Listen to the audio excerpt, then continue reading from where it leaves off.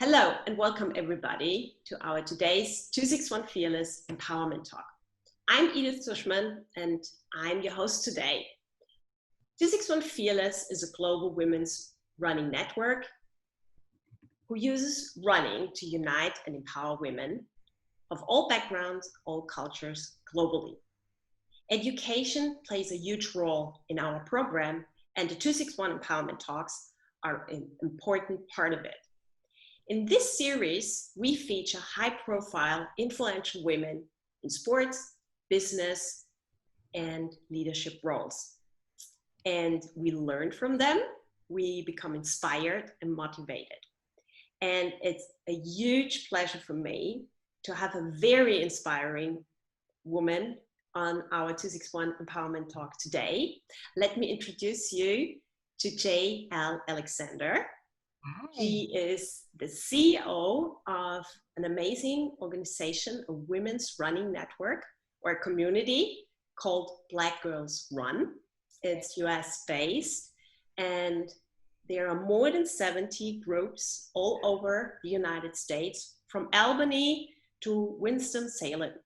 And Jay is in charge. She is the CEO of this amazing organization, is a passionate runner, and I'm looking forward to talking with her today about women's running, her journey, and her experiences as a runner at the helm of Black Girls Run. Jay, welcome. Thank you for having me, Edith. I'm so excited to be here. So we are.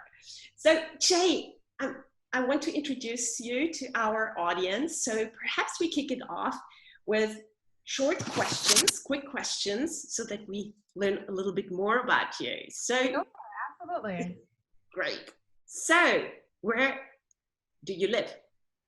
I currently live in Richmond, Virginia. I've been here for about a little over 10 years, but I was born and raised in Hampton Roads, Tidewater area in Virginia, probably about an hour and a half south of here, closer to the beach.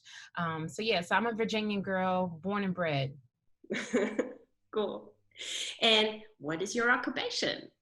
I do Black Girls Run full time. So I'm owner and CEO of Black Girls Run. And then I also have my own PR firm, which I manage just branding, social media, marketing, and communications for several different clients. Wow. A lot on your plate. Yeah, to say the least. And how did you start running? Oh, wow. Well, I was always an athlete growing up. And then after college, moving into grad school, I just started putting on weight. I wasn't as active as I once was, met my now husband. So I put on that good happy weight. And so I just wasn't active and just wasn't eating healthy either. My parents are still quite active.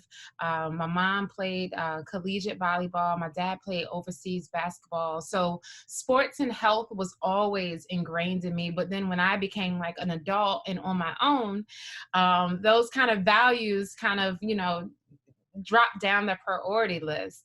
And then probably around age 22, 23, I had reached a heavier weight and I started having issues with my blood pressure. And my doctor was like, whoa, you're way too young to be dealing with these issues this young. So he said, you need to change your diet, change your physical activity, and you'll see immediate change because we're able to catch this early. He was like, because if I put you on medication now, you're going to be on it for the rest of your life. So I changed my diet and my physical activity. I was like, well, I don't want to do a team sport. I've done team sports all my life. Let me just give it a try. Just go out and run. So I signed up for a 10K here in Richmond and joined their training team. And that was 10 years ago. And just fell in love with the pavement. Obviously have completed more races since then. And then everything has kind of come full circle because now, I am part of a running organization that's nationwide. What a way. Yeah. It's funny how life works. Yeah, definitely. And is there a mentor or somebody who inspires you? I would say probably my mom is probably my first inspiration. My mom is 70 years old. She just ran her first half marathon last year. But she's an avid bowler, an avid pickle player, plays tennis every day. And she just continues to motivate me, just in my role with BGR, but just as a mom, as a daughter. She's my biggest critic, but also my biggest cheerleader. So that's probably, my mom is probably my biggest inspiration for me, that, age definitely does not have to define you, and it doesn't have to stop you from being active. Thanks for sharing No this problem. insights.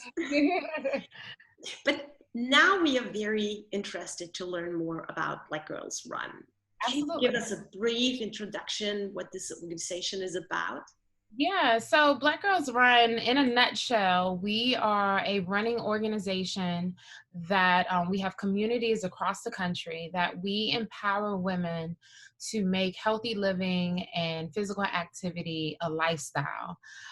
That we do this through the activity of running, pulling people together, bringing community through sisterhood to really empower and encourage each other to really be the best version of themselves. So we started off as a blog in 2009, and then we started launching running groups across the country shortly thereafter.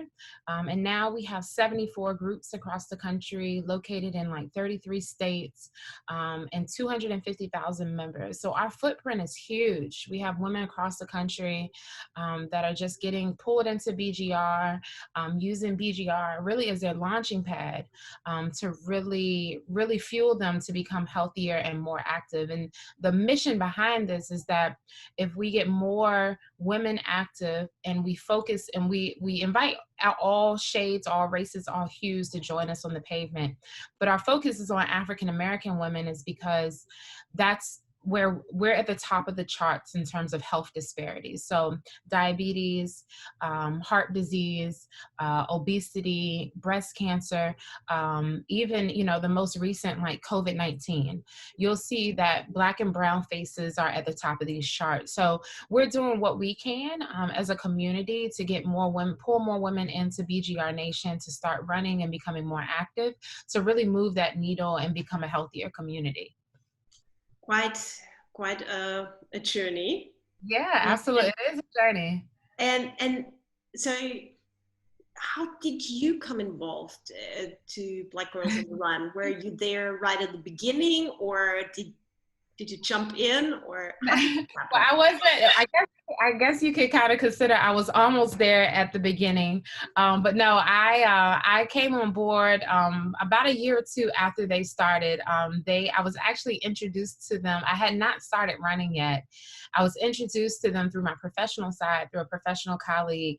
They were looking for some PR support to help as they started launching across the country, and they wanted to get more attention, get some media attention. And so my professional expertise being in PR and marketing, I came on board as a PR intern for them. So I started volunteering for them, started doing some work for them, hosted like some media events up in New York. And that was the beginning of the story. And then just over the years, my role with the organization evolved. Obviously, I started running myself, and then I started the local chapter that we have here in Richmond, Virginia. So I was one of the first ambassadors here in Richmond, still volunteering. And then I I fell in love with the organization, and then they brought me on, part-time working, and then my role continued to evolve, and I really just became like the right-hand person for our co-founders, and just somebody that they really entrusted with the organization. And that allowed me the opportunity when they, when they kind of saw their vision kind of come to fruition, at the end of 2017, they presented the opportunity for me to buy the company. And so here we are, almost 2.5 years later, after the buyout. And I'm still rocking and rolling. You're a very fearless person. So yeah, hey, I like that. I mean, it's quite a decision to buy an organization. Yeah. how was the feeling, or how did you feel when you made the decision, and who supported you? I mean, this is Well, something. to be honest with you, my first answer to them was no. Um, being behind the scenes for so many years, I saw, it was never in my vision, just for my life personally, to be a business owner or to be an entrepreneur. So this was something that I really had to step out on faith on, and realize like there has to be something calling me to this, for this opportunity to even come on the table. So I like I said, I first told them no. I was like, no, I don't want that headache. I don't want any more debt. My husband and I were trying to grow our family. So trying to buy a business and add a family member to the household, like it just doesn't go together. And so I presented it to my family over Christmas in 2017. I was like, hey, I have this opportunity. It's like, it's keeping me up at night. I can't like stop not thinking about it. And I don't know what to do. And I don't want to go to the bank for a loan. And literally I had 6 family members, cousins, my mom, my aunt, even one of my husband's cousins. They literally passed me checks across the table and was like, Jay Ell, Wow. go pursue your dreams. Pay us back when you have the money to pay us back. And so it was literally as easy as I say it. It was easy as that. Like, people really believed in my passion for Black Girls Run. They understood the vision that I had for the organization moving forward. And they really knew that I was going to work hard to make sure that I took this organization to the next level. So I had a great village behind me. I still have a great village behind me. It has not been easy over the last 2.5 years, buying a company, trying to keep it at a certain level so people don't see like, oh, once Jay Ell came on board, I feel like we kind of took a dip. I didn't want people feel that impact. And so, it's been a challenge, but it has been very rewarding at the same time. We have grown so much in the last 2.5 years. We now have a foundation. So we're able to support our local communities a lot more, and really able to pour more resources into our ambassadors and our local communities. So it's been a roller coaster ride for sure, but it's definitely been, I compare it to motherhood. It's the most challenging but rewarding job at the same time. So it's something that I'm passionate about. And so I understand that it's not just about me, but it's about the women that we're supporting on an everyday basis. And when you look back to this 2.5 years, what would you take away as the biggest learning? Probably just to slow down. I felt like, and I compare everything to running. When the gun goes off, when you go through the chute to start your half marathon or 10K or what have you, you feel like you got to keep up with everybody else around you, and you start off too fast, and then you're like, oh, I'm tired already. I just hit 2 miles, like, and you realize that's not your pace. So it's the same thing for me in a business. Like when I came into owning the company in 2018, like I felt like I just had to take off. Like I had to do this and this and this and this. And I needed to be here, and I needed to travel here, and I needed to talk to this person. And then 2019 came, and I was like, I'm tired. I'm like, this is not sustainable. Like, Jay Ell, you're moving way too fast. This organization wasn't built in 1 year. It's been 10 years since the organization was built. Give yourself time, like slow down. This is your pace. This is your race. This is your journey. And so that's, just like running, I think I definitely compare it to just my journey with being a business owner. Like, you don't have to compare yourself to anyone. Like, this is your pace. Slow it down. Take it all in, enjoy it. And don't feel like you have to keep up with everyone else. So that's probably the one lesson that I have to, not something I've learned, but I continue to learn as well. Oh. Yeah. A lot of parallels. Yeah, exactly. Your passion. And I mean, you also gave birth Yeah. during this period. So, I mean, many women are out there thinking, oh, shall I found a family? How does it come together with my business? How would you wrap this period up? Wow. My son is 10 and a half months old. So we're coming up on a year.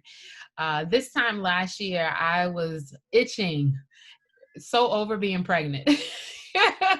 And then he was born. He actually came 2 days late.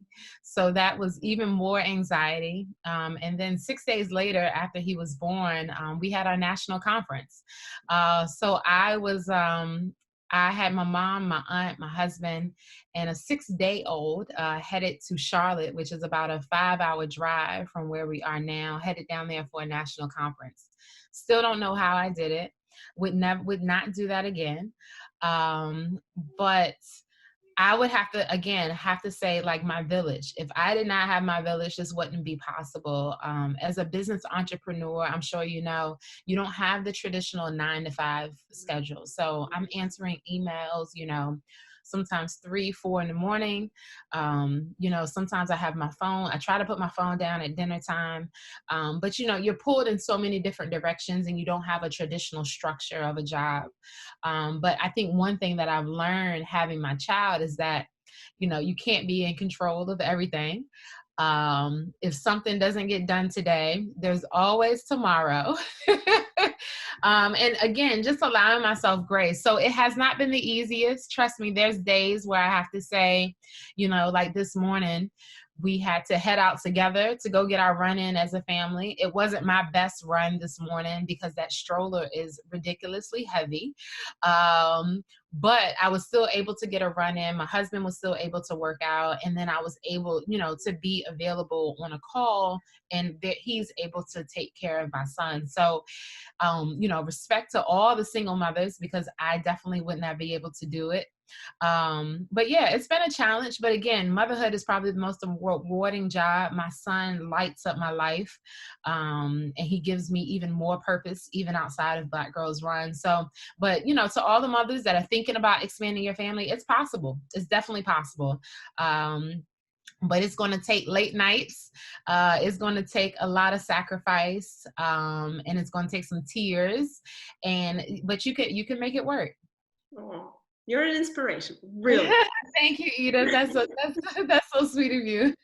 You're an inspiration for many women out there, honestly. So we keep going. Yeah. I would now like to switch over to the community of Black Girls Run. Sure. And I said our theme today is the women's running community is colorful. And you mentioned in the introduction that the organization is aiming to help women to live a healthier life in this community. So can you give us a little bit of an insight? What kind of new colors running has brought to African American women and your community per se? Yeah, absolutely. So running is such a powerful sport. And then just as women, we're we're powerful creatures just in ourselves, the amount of things that we can do. And then when we come together to support each other, we're even more powerful. And so I think that's what's so great about the running sport, and then the inception of BGR and how we are in the running world, is that we've created a space for women to come together, to feel safe, to feel welcomed, no matter. And it's not even only about skin color. It's about age. It's about body type. It's about whatever pace you are. We've created a community that it's healthy competition. You want to empower and encourage everyone, but you don't feel like someone's trying to get ahead of you or someone's trying to do better than you. No, like, I'm going to clap for you coming into the finish line, just like I know you would do the same for me. And so I think that's what's made it so colorful, is that now we have a community that is very inviting, no matter what shade you are, no matter what body type you are, no matter if you're running a 15-minute mile or a 7 in Minute Mile.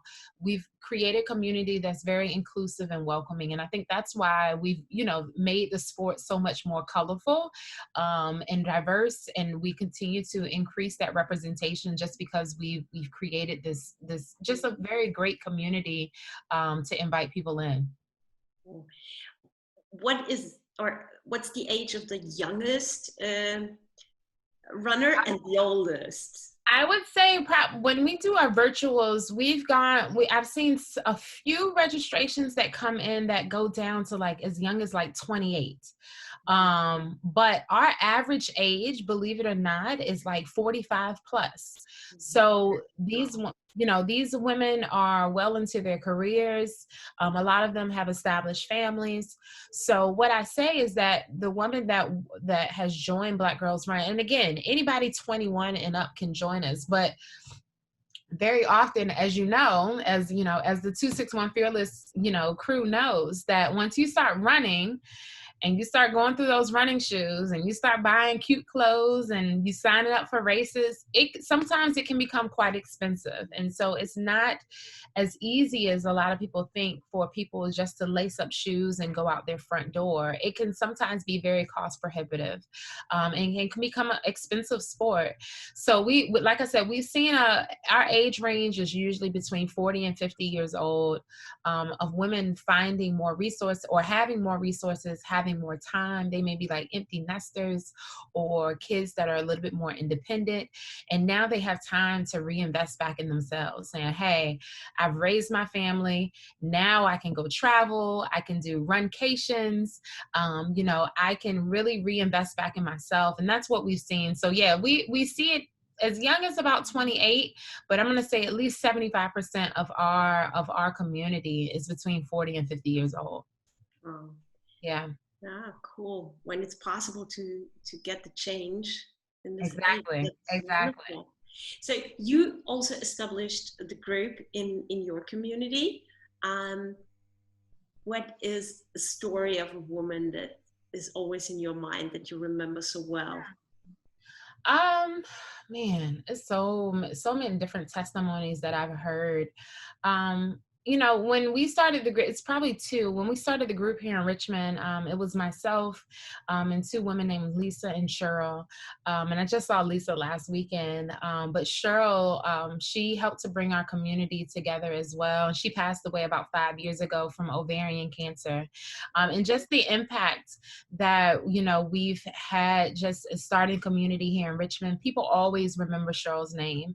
People always remember, hey, when I started with Black Girls Run, when you guys were ambassadors, you guys really helped to get me healthy and active, and I'm still healthy and active. And so BGR has helped fuel a lot of people. And then on the flip side, I was visiting Cleveland a couple of years ago, and I met this grandmother who was a smoker. She had never ran, and now she had these small grandchildren. She realized, like, okay, I need to change something if I want to be around for my grandkids, if I want to be able to run around with them. And she stopped smoking. She joined BGR, and now she was running half marathons. And I just saw Miss Karen. I went to Cleveland last year as well and saw Miss Karen again. That's when I was pregnant. And she was giving me all this great advice and information about becoming a mother. And she was had not picked up a cigarette. She was still running, still being active, and still being able to be around for her grandkids. So it's testimonies like that, like whether it's, someone who was just a leader in our community, like Cheryl was, that really pushed people, and now kind of her spirit lives on in our community. And or it's people on the other end that they're finding their reason in BGR to really get healthy and active and be around for their grandkids and their children and so forth. So we've seen it both ends. I've even heard stories of women, going through a divorce. It may not even be health related, but almost like they needed BGR to help be that mental type of stimulation for them to keep them healthy and active while going through a stressful time in their lives. So we've heard it. People have lost weight, people have gotten off blood pressure medication, people have gone through a divorce, they've gone through deaths in their family. And so we, as BGR, as much as we are a community to get you healthy and active, I think we're also a community that understands the idea of just empowering women, and that we're, as much as we're powerful creatures, we are very complex creatures as well. So we're emotional, we have a lot of different layers. And I think as women, we recognize that. And so we're really, we're able to help support that and be able to, be that community or whatever you need on the pavement while you're in BGR. Oh, yeah, true. We are quite complex. You're very complex. To my next question. So, yeah. Out of your experience, I mean, you are touching so many women in the United States, in all these communities, but there is still space. So, out of your experience, what can we do to get women's running even more colorful and also get all the colors together? What do you have, perhaps 2-3 ideas what we could do to motivate, to inspire, to run together, to learn from each other, to support, like you mentioned, going through a divorce, through a loss, or even to wonderful things like giving birth, or Yeah, I think it's, it's opportunities like this to say, the 261 Fearless, Edith reached out to me and said, hey, let's just talk. What can I do for you? And I think it doesn't have to, you don't have to have you don't have to have a reason to reach out. You just wanted to meet me. You just wanted to learn more about BGR. And I think, some people, they feel like they have to reach out and they have to, let's come up with this to-do list. No, let's just talk. Let's learn from each other. Let's converse. Let's invite each other into our community. So I think that's probably the first step, is just to kind of reach across the table, bridge those gaps, break down that icebreaker, to just say, hey, let's just talk. Let me meet you. Let me learn more about 261 Fearless, or let me learn more about BGR, or let me just learn more about you, Edith, as a woman, and what you have going on, and, what's going on in Austria, and all of that good stuff. And then just other things I think we can do is just, it's the opportunity to network. So, if I know of someone, or if I know someone, or you know someone, and you, it may not be an immediate connection or be able to support your community, but I can say, hey, I know Jay, I think you guys at least should meet. And so it's kind of like this telephone thing, like, hey, let's connect people. Let's be a connector to connect people, because you never know who can offer what to what community. And then probably thirdly, right now, obviously, because we're in the pandemic, creativity is like really at an all-time high. And so I think some low-hanging fruit is the opportunity to connect, digital content as well. And I think that helps create more color, because a lot of spaces, even though we, do this interview, we don't see a lot of faces in the running space that's colorful, that reflect what running should be. So, interviews like this, or saying, hey, can your BGR members, or your 261 Fearless members, can they contribute to the BGR blog? Or can we all contribute to our blog? And then when we're back running again, saying, hey, can our Nashville girls, can they link up together and go running together? Can we plan an event together? So I think there's a lot of things we can do to really bridge the gap, to bring us together. We have a virtual that's kicking off in a couple of weeks, called Erase Racism, which is ERACE. And we're linking Black and non-Black women together to pair up to run 50, 100, or 200 miles in a month. And this is an opportunity, again, to bring people together, to try to use running as an equalizer in this social climate, and to have these conversations. And as we continue to have conversations, we can really start breaking down just the systemic racism that's been in this country for so long. But then also just, again, like you said, to make running more colorful and diverse, and that people can actually accept it as well. Wow.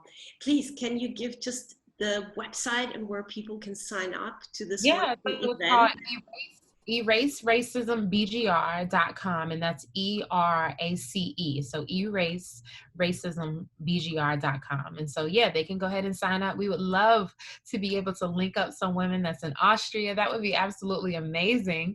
But yeah, any of our 261 Fearless crew that wants to join in on the virtual, we would love to be able to pair you guys up to meet some other women as well. That's a wonderful idea. Yeah, and honestly, unfortunately, because of COVID-19, we are not able to meet in person and record this empowerment talk in person. But one of the biggest gift running has given to me is to run with women from all over the world and talk. And so I'm very much looking forward to running with you in person. Yeah, I can't wait for that. I definitely look forward to it. I agree with you. That's really cool. And yeah, I would like to wrap up this talk now with one tricky question. What 3 learning points do you want to share with women around the world from your private running journey, and also links to what you're doing with Black Girls Run? Yeah, so probably the first thing, that's something that I'm just kind of learning right now, is probably, I'll give you 2 things. Probably one is just to enjoy the process. So often we're looking at the finish line like, oh, I can't wait for this to be over, or, I can't wait to, get to the finish line. And so, one thing that I always say is that you find your strength, you find your passion, you really start to learn who you are as a person going through the process before you even get through the finish line. So just kind of enjoying the process. But then also, secondly, is just to give yourself grace. Even in running, even as a mother, as a woman, as a runner, give yourself grace. You're going to have that. Every day is not going to be a good day, and that's okay. Every run is not going to be a good run, and that's okay.